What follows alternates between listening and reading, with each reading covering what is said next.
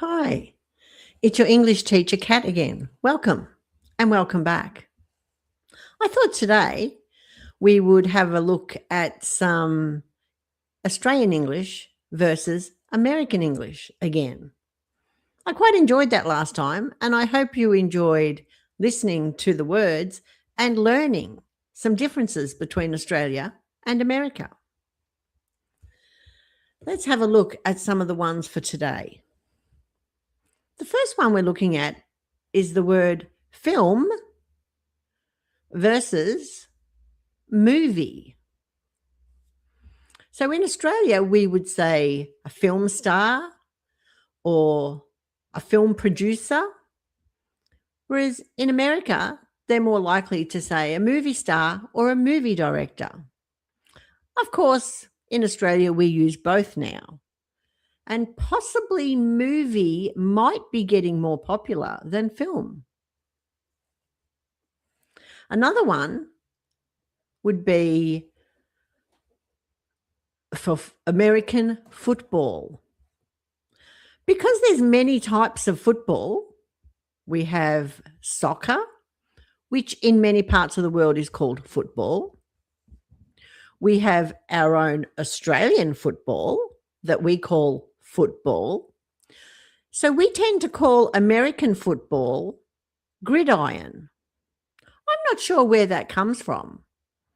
But Americans, of course, just call it American football. But we call it gridiron. Another one is to finish. So if I finish doing something, I just say finish or it's finished. In America, they would say quit. We would use the word quit, but it has a little bit of a different meaning. Another one would be a flat or a unit is somewhere small that people live. In America, they call that an apartment. Apartment. But in Australia, we call it a unit or a flat. I live in a unit. A flat would be smaller than a unit, more like an apartment. Okay, here's a good one. To describe 2 weeks, in Australia, we call it a fortnight. Fortnight. You might know the word fortnight from the game. But in Australia, fortnight means 2 weeks. In America, they would be more likely to say bi-weekly. Bi-weekly. So weekly, bi-weekly. Oh, here's another one. This section of my hair here, in America, they call that bangs. I don't know why they call it bangs, but we do not ever call this bangs. We call this a fringe. Fringe, not bangs. Another one would be, and this has confused me when I visited the United States. I was staying at a hotel, and at the reception desk, they told me that my hotel room was on the 3rd floor. I ended up on the wrong floor, searching for my room. Because in Australia, the very first level we call ground floor, not the first floor. We call it the ground floor because it's on the ground. So then after ground floor, first floor, second floor, third floor. In the United States or in America, they call the ground floor the first floor. I think both make sense. I can't say who's right and who's wrong because they're both right.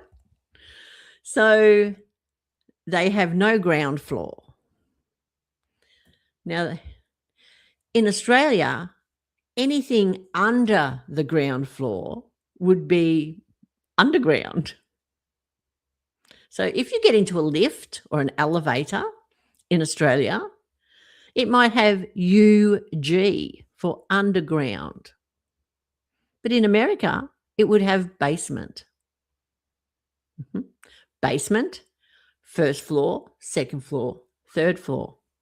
Australia would have underground, ground, first floor, second floor, third floor. So yes, I went up too many stairs looking for my third floor room, carrying a very big, heavy suitcase. A sort of machine that we use to cut paper, usually large amounts of paper. I remember when I was at school, our teachers used a guillotine to cut paper. That large blade came down and cut the paper. We call it a guillotine. In America, they just call it a paper cutter, not a guillotine. Since we're in the G's, we could talk about guinea pigs. In America, they don't say guinea pigs, they say hamster. Hamster. And I don't know why they have different names for those. And of course, if we go away from our home with our suitcases, we're going on a holiday in Australia. We're just going on a holiday, getting on an aeroplane, getting on a ship, getting in the car, getting away from home is a holiday in Australia. In America, it's a vacation. Of course, when I'm teaching English online, I have to always say vacation because it confuses a lot of English learners.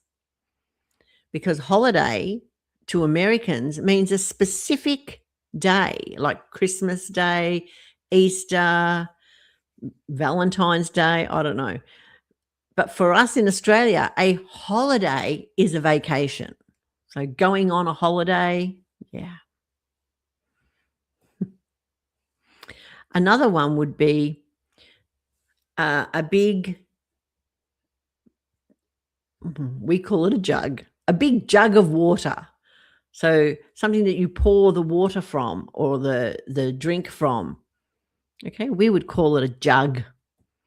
In America, they call that a pitcher. Pitcher. Pitcher. A pitcher of water. We say a jug of water. It's a nice, easy one. In Australia, we say solicitor or lawyer when we're talking about who's representing us in court. Not me, of course. I've never been to court. In America, they would call that an attorney. An attorney. But we just say a lawyer or a solicitor.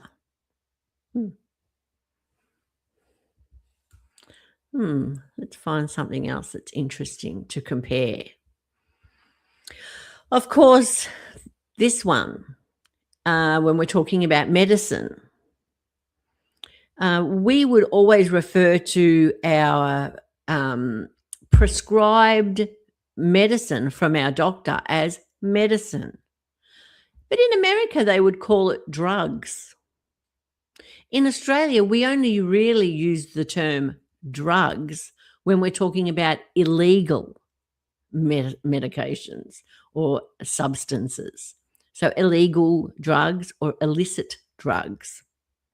If it's prescribed by our doctor, we call it medicine. Talking about medicine and drugs, it's like a pharmacy. In Australia, we call the pharmacy a chemist. Chemist. Somewhere where you would put information for people to read, we would call that a notice board. And in America, they would call that a bulletin board, where you would put up a phone numbers, room for rent, any advertising, notice board in Australia, bulletin board in America. Television channels that you have to pay for. In Australia, we call it pay TV. In America, they call it cable TV. We've never used the term cable TV in Australia. We've always called it pay TV. What about when we hang our clothes out on the line? In Australia, we still hang our clothes outside in the sun on the line. I know a lot of countries don't, whether it be because you don't have the room, or because you're lazy, or because it's too cold. There's a lot of reasons why you wouldn't hang clothes out on the line, but it's very common in Australia to still hang clothes out on the line. And to use that, we use pegs. In America, they call them clothespins. In Australia, we call them pegs or clothes pegs. What about school? In America, the school where the young children go is called elementary school. In Australia, it's called primary school. So elementary school in America and primary school in Australia.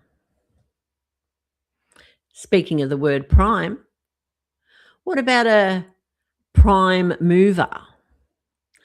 In Australia, we call that a semi-trailer. It's a big truck with two sections is a semi-trailer. In America, they would call it a tractor. The area where you live. In Australia, we call this area the number that represents the area. We would call it a postcode. So the number of the area where you live, postcode. In America, they call it a zip code. I've noticed on movies and in television programs in America, they might just refer to their area as their zip code. In my zip code. We don't really say in our postcode. We would say in our suburb. In our suburb, if we're talking about our area around where we live. That would be our suburb. What about where we plug our power things in? Plug in the computer, the hairdryer, whatever, toaster. We call that a power point. So we have many power points around our home. Power point. In America, they call that a wall plug. Put it in the wall plug. Q. We're up to Q in our alphabet of differences. And Q being the word cue. Not like a billiards cue. That's the stick you use to play billiards. That's C-U-E. This one is Q-U-E-U-E. To stand in line would be to stand in a queue. In America, they just say stand in a line. That's the line. Is this the line? Yes, this is the line. In Australia, we would ask, is this the queue? Yes, this is the queue. What about a real estate agent, the person who you buy or sell your house through? That's what we call it in Australia, a real estate agent. In the United States or America, they call it a realtor. We do not use the word realtor in Australia. We always say real estate agent. And we don't have different real estate agents for buying and selling. It's the same people. I think in America, they have like a buying agent and a realtor. One is for helping you buy a property, and one is for selling a property. We just have real estate agents. When you go to a hotel, the place where you go first to check in, we call that a reception, the hotel reception. In America, they call it the lobby, the area where you can hang around, hang out, meet your friends, check in. They call it the lobby. We call it the hotel reception or the reception area. I think I like the word reception more than lobby. And when you don't want to work at your job anymore, in America, you quit. You quit your job. We sometimes say quit your job too, to be informal. But formally, we would say resign. I resigned from my job. It's a bit more formal. Here's one you probably don't know. That thing that you use when you're writing with pencil to take away what you've written. In Australia, we call that a rubber. Rubber, because you rub out the writing. So we call it a rubber.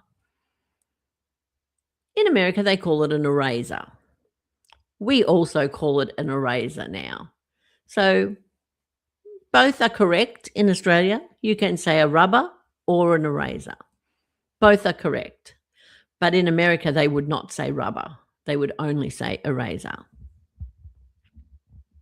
It's like rubbish. To throw something away that you don't want anymore. We would call that our rubbish. So the thing that we put it in is the rubbish bin. So we put the rubbish in the rubbish bin. In America, they call it trash. So they put the trash in the trash can. I think both countries also use the word garbage or garbage bin. This is a bit universal, but I don't think Americans use rubbish, and we don't really use trash. If you lose your job, not leave your job, if your boss tells you to go, we say you got sacked. You are sacked. Get out of here. But in the United States or in America, they say you got fired. Fired.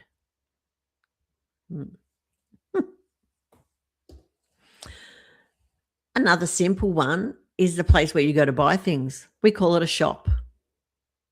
Americans call it a store. The store. Going to the store. I bought this down at the store. We just call it a shop. I went to the shoe shop, the dress shop, the food shop, whatever. So then when we say we've been shopping, I've been shopping. What did you do today? I went shopping. Same as we call it a shopping centre. The place where there are many shops is called the shopping centre. In America, they call it the shopping mall. So they go down to the shopping mall. We go down to the shopping centre. What about when you're there and you put all the food in the shopping trolley?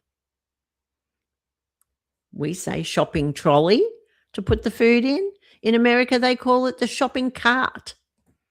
So they still use the word shopping, but they don't say shopping centre. They say shopping mall. And they don't say shopping trolley. They say shopping cart. So a lot of the words are sort of mix and match.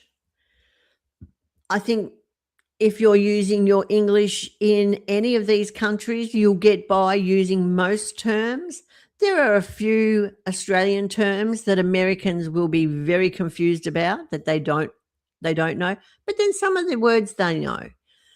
But if you use any American words in Australia, you'll be fine because we know all the American terms and we understand them all, and we sometimes use them. So that's never going to be a problem. Well, I think that might be about it for us for today for our Australian English versus American English.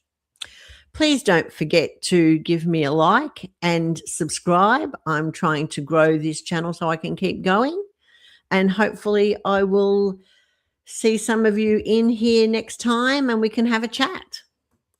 Until then, the weekend is coming. Fridays, I usually have a bit of a lazy day, and then on the weekend, I don't do a stream, but who knows? I might get bored. I hope to see you again soon. For now, bye-bye.